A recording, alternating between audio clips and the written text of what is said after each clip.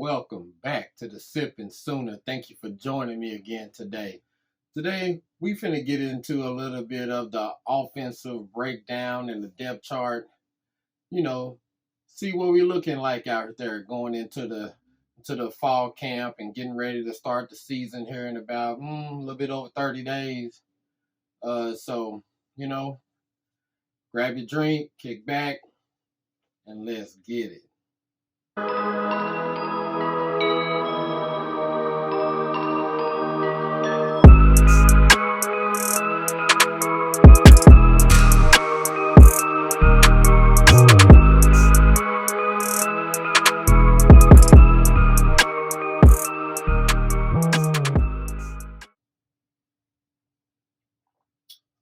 Mm, damn. All right. Now when you look at this offense, we know that we expect them to be, in my opinion, just as good as last year. I think you'll have more people contributing this year than last year. You had Marvin Mims, you had Eric Gray, you had Braden Willis. But I think, with Farouk, the tandem of Sawchuk and Barnes, and then, apparently, Gavin Freeman been showing out, or the coaches are very high on him. So we're going to just take a look at this depth chart and see what it's looking like. And as you can see, you got at the X position of the wide receivers, you got Jalil Farouk leading the way out there going into camp. And on the other side, you got Andrel Anthony. That's the projected starter right now. We'll see. It's going to change a lot. A lot of these positions is up for grabs. I mean, we just assume that it's Andrel Anthony, but you just never know. You got Drake Stoops. You know he's going to be in there. He's reliable. He's going to be in there. And then if you move over to the offensive line, you got your big boys down there. Then you got your quarterback, running back, tight end. So let's go ahead and get into this. So you got Jalil Farouk over there at the wide receiver X. Presumably he's going to be backed up by LV Bunkley Shelton. Now with Jalil, he was good last year. I think we expect for him to have a jump naturally, with Marvin being gone. So, I think he'll be able to meet expectations and rise to the occasion. I don't see no reason why he wouldn't. We'll, what I always say, we'll see. Backed up by Bunkley Shelton. Bunkley Shelton is a wide receiver that they can trust. He's got a lot of experience coming from Arizona State. He played a little bit last year. I think the coaches really trust him. He was out there coaching at the camps. So I think that they trust him to go out there and do his job on the field. Then you got Jaden Gibson backing him up. Jaden Gibson, man, I know a lot of people done lost faith in him, ready to toss him to the trash, tell him to get on. But if he can just catch that ball, man, the dude can separate. He's got a lot of talent. He's got height. He could be a mismatch nightmare. He could be a mismatch nightmare. So hopefully he can get over his drops and go on to have a productive season this year. Backed up by Nick Anderson. Nick Anderson, I think I think he's gonna be a breakout player this year if he can stay healthy. He got those great genes. I mean, I used to love watching Rodney run when he was here, man. Oh man. But I think Nick, he's another receiver with a lot of height. I think that he's gonna, if he can stay healthy, man, I think we're gonna be talking about Nick Anderson quite a bit. So then you got On the other side, like I said, Andrel Anthony. Andrel, a lot of speed, comes over from Michigan. At Michigan, he only flashed in one game, but he don't have a whole lot of experience. He kind of got buried on the depth chart there last year. I don't know if he fell out of favor with the coaches or what the deal was, but he didn't really get as much run as you would think he would have got. But that's all right. We'll take him. Use him to blow the top off the defense, and hopefully he can provide some highlights going deep. He's going to be backed up by Brennan Thompson. Between the two of them, both of them cats can fly. If as long as you just rotate both of them, in and out, man, defense, whoever that cornerback is over there, he going to be tired. Because, I'd be sending them on go, on go, on go. And, unless the other team can have, another cornerback on that side that they feel comfortable with. If you just want cornerback and you got to keep running routes with these two speedsters, man, you're going to end up giving up some kind of ass. You can forget about it. You're gonna get burnt at some point. Then you got the freshman, Jaquez Petway. Petway, I think, is going to come in. This is a dude that's highly skilled, highly talented. It's just a matter of him knowing the playbook. He's a late enrollee, so we'll see just how quickly he can get integrated in this offense. I expect, though, once he does get it down, we're gonna see a lot of him. I would say we're gonna see him something in the early non-conference, but you're really gonna start seeing him, I would expect, somewhere after the Texas game, maybe during the Texas game. But he's gonna be. I think he's gonna be special here for a few years to come. Then you got J.J. Hester, another speedster, another guy with height. Only problem with J.J. is that he's been battling some injuries. I don't know what his status is gonna be. Starting the season, he's missed some training camp, but JJ was here last year, so he should know the playbook already. So it's just a matter of him healing up and then coming on out here on the field and doing work, man. Just come on out. Then in the slot, you got Drake Stoops, like I said, Mr. Reliable. He's gonna do all the dirty work over the middle. The guy don't never hardly ever drop anything, but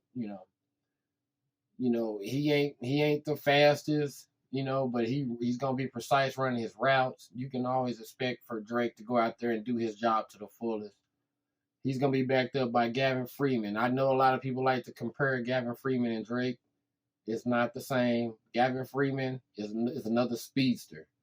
This dude is highly athletic. I don't know if he's put on any weight or not this year, but once he puts on a little bit of weight, he's going to be a problem. You hear Brent Venables and Jeff Lebby giving him praise all the time, man. This dude's going to be good this year, man. Somebody that can count on.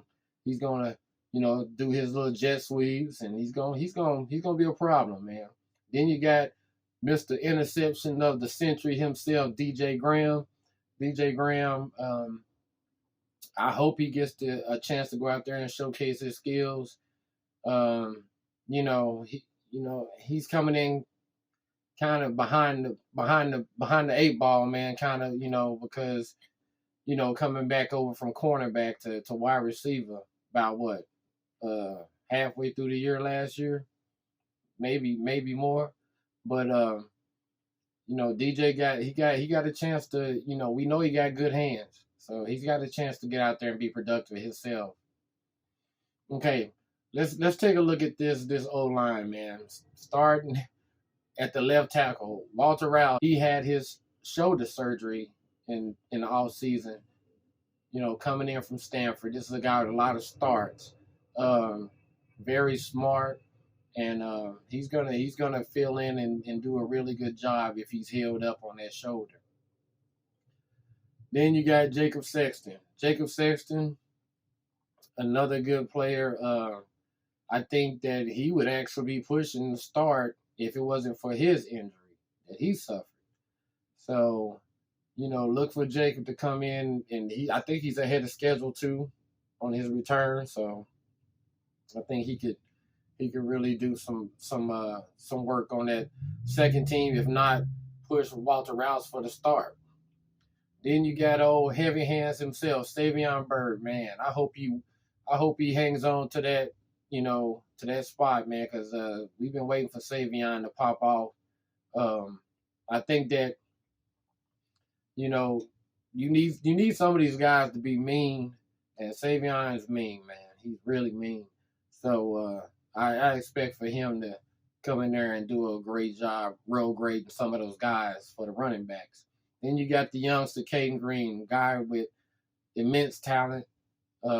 He's just got to come in there and get some experience, but naturally gifted, man. So Caden Green, I mean, who knows? We already know how Bill Beatenmo does, man. He's gonna take the best five and figure out some way to get all five of them on the field, man.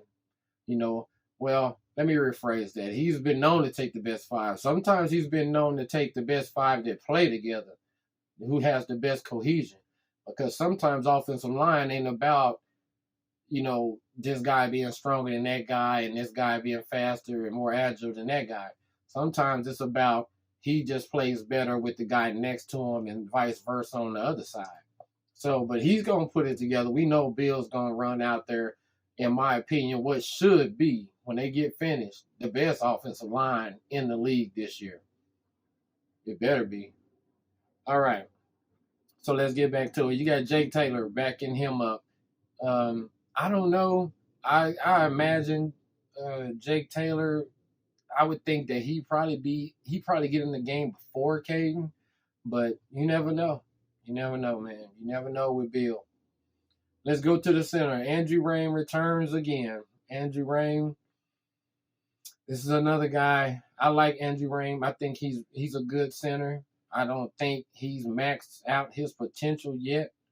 When Creed was here, we thought that Rain was going to come in and just be the next Creed or close to, but that ain't been the case. Rain is good, man, but he needed to step it up and come on and finish strong this year, man. Shit. So then you got Nate Anderson. Nate Anderson I think he went on record saying that this is the best he's felt and the healthiest he's felt since he's been at OU. He's been hurt, a little bit. Nate Anderson, good player. Hopefully, if there ain't too much drop off after Rain comes out, and he'll be backed up by Joshua Bates. Joshua Bates, we've been expecting big things. He's kind of hyped up like Andrew Rain was, mainly just to do for the center position. I mean, he was recruited just for the center position. So hopefully he can. What would be ideal is if he could actually jump over Nate Anderson to show that improvement. I root for all these guys, but sometimes you just want to see certain guys excel and improve over the year. All right, then we got McKade Mettauer. There's a lot of people out there that don't want to see McKade Mettauer in this position. Me, I don't know, man. I do like experience, but at the same time, if there's another guy right behind you with more talent and y'all almost equal, out there, give me the youngster. You got more time and more upside, so we'll see. I don't know. I mean, anyway, Caleb Schaefer, we brought him over from Miami of Ohio. This is a big dude. I think he was like at 330 or somewhere in that area. Man, if he and I heard he's light on his feet too. So if that's the case, man, we need that on there. So hopefully Caleb Schaefer can get a hold of that job, and just run with it. Then you got Troy Everett. Troy Everett, when he played last year against A&M, was out there just slapping fools. just dominate them. And we can say whatever we want to about A&M. One thing's for sure, they got talent on the defensive line. That they do have, and we know because they took some of our guys that we wanted. But yeah, Troy Everett was out there laying hands and acting like a grown man out there, man. All right, let's go over to the tackle, right tackle. You got Tyler Guyton, should be, in most people's eyes, a first-round NFL draft pick. Dudes, Bill Beatonbow said one of the most talented dudes he's ever coached, and that includes a lot of good guys, man. Even and don't forget, Anton Harrison just got drafted. So, if Tyler Guyton can come on in and take that next step, man, he could be something really special over there, protecting Gillen's backside too. All right, then you got Aaron Parks. Aaron Parks came in the bowl game and put it down, man. He showed out, held his own. And, a lot of people was looking at Florida State like they had, one of the best defensive lines out there. So Aaron Parks, man, he did his part. He's a little nervous out there, false start and carrying on. But it's all good. All right, let's move to tight end. Tight end, we bring back Austin Stogner after his little vacation he took to South Carolina with Spencer. I'm glad that he's back, and we need him more than ever because we don't really have any proven true tight ends. I think Austin can return to his former form when he was out here, mossing people. I think this is going to be a good move for him and for us. So, yeah, we glad to have him back. Blake Smith, I think, he's going to be a good backup. I don't think he has a whole lot of game experience. I think he might have one catch in his college career when he was at A&M. He did catch the ball in the spring game with a club on his damn hand. So, I don't know. Maybe he got better. Never know. All right. So then you got Caden Helms. I've been waiting for Caden Helms to get in the game and do some meaningful stuff. This is a guy, he's more of a flex tight end, mad athletic. Dude can, he's gonna if he can develop, man, he could actually be a threat to take it to the house, man, for real. Kyle Pitts style, from Florida. I'm not saying he's as good as Kyle Pitts, but he's damn sure athletic. Yeah. So we'll see what he does if he gets out there. Jason Llewellyn, prototypical tight end, another guy who's been bitten by the injury bug. He needs to come out and try to stay healthy and work his way in front of Blake Smith to back up Austin Stogner. That's what needs to happen. That way we can have another big body out there to block on that line. And then you got the Josh Fanulu. I don't even know how to say his last name, man. This guy, I think he was a basketball player, so he's athletic. I don't think he's very big, but hey, Joe John to work with him, man. So we'll see. All right, let's move to the quarterback room. We got Dillon Gabriel. Now, I'm one of those people, man. I want Dillon Gabriel to play the entire year. Now, I do want Jackson to get in the games, get some meaningful snaps. But if Dillon goes down, we gonna still be okay. But I mean, listen, it ain't gonna be too many freshmen that's gonna go out there and go undefeated or not lose games and make mistakes. Even Jackson. So we'll see what Action Jackson can do when he get his turn. But right now it's Dillon's turn, and I think Dillon's gonna come in and be more consistent than he was last year. A lot of people don't realize, man, he was still rusty last year. He missed his last year at UCF. He didn't even get to play, man. He got knocked out in like the third game. So, and then, once again, still learning. the new Jeff Lebby playbook, plus getting to know his new receivers and everything. You know, a lot of people don't even talk about the drops. Marvin Mims was out there dropping shit. Dylan hit him right in the damn hands, what, 3 or 4 times, man. Could have been 60 plus yard touchdowns, man, and he was dropping the ball and shit. Man. It's driving me crazy. But I think Dylan's gonna come out, and I think he's gonna have a wonderful year. I mean, if he ain't first team Big 12, man, I don't know, man. I don't see anybody else in front of him, and damn sure ain't gonna be Quinn Ewers. So the hell ain't. Backed up by Action Jackson, we already know, man. You know, we already know what it is with him, man. Dude's gonna be. I think he's gonna be the dude that actually takes us to the next level. You know, our next national title is gonna come with Jackson if we gonna get one here anytime. I would say in the next 3 years, it's gonna have to be with Jackson. You know, dude is just. I mean, man, if he can stay healthy, because that's always the case with any player, you got to stay healthy, man. But he's got it all. Run, can throw. He's cerebral. He can read defenses. He can dissect, man. He can do it. He can do it. So, but we don't want to see him out there too early now. You know, you don't want to see him too early. Davis Bevell. Now the guy behind him, General Booty.